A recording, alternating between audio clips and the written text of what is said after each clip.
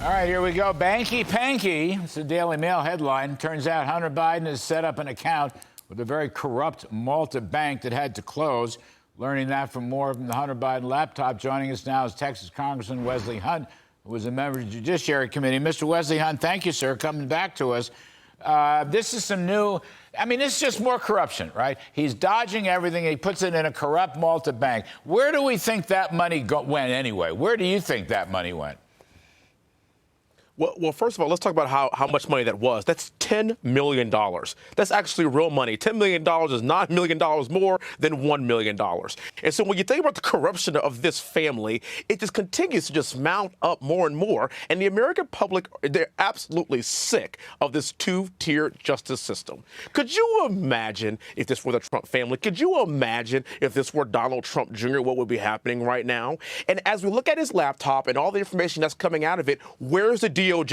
Where's Merrick Garland? And I think the American public is owed an explanation for exactly where this $10 million went, where it came from, and what was the compensation for it. You know, Wesley, we just talked to Jonathan Turley, the great attorney. Where's the special counsel here? I mean, stuff is mounting up. And what about the FBI, sir? The FBI hiding this stuff as long as they could with these so-called 1023s. Apparently, there's more 1023s out there. You're on Judiciary. You can tell us. But the fact is they've been protecting Joe Biden. They're not protecting American taxpayer interests.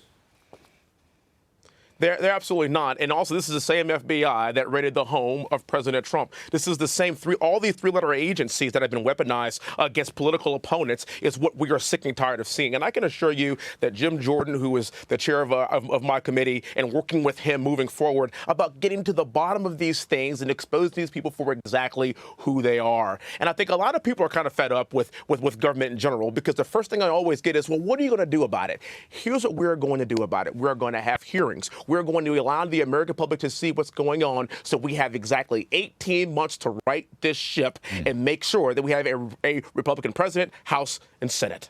What happens next with the Burisma thing? I mean, I guess everybody wants to know, do these phone call tapes exist, presumably from the CEO of Burisma, 2 calls to Vice President Biden at the time, and 15 calls to Hunter Biden, who he said was too dumb to call. When are we going to find out about these phone tapes? Because this is perhaps the most dramatic part of this corruption operation.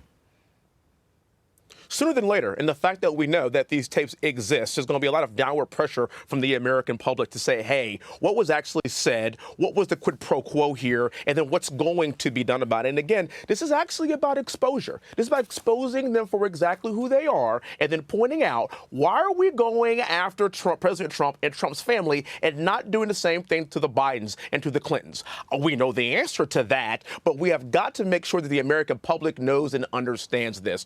What was that $10 million about? We all know that Hunter Biden is certainly not qualified to sit on any energy board. And as the energy congressman of the world here in Houston, Texas, he will not be on any board here. And so what was that money really for? Let's get to the bottom of it. Let's get to the bottom of these phone calls so we can have full transparency for the American public. And Congressman, I know it's a cliche, but, I think the swamp has to be drained.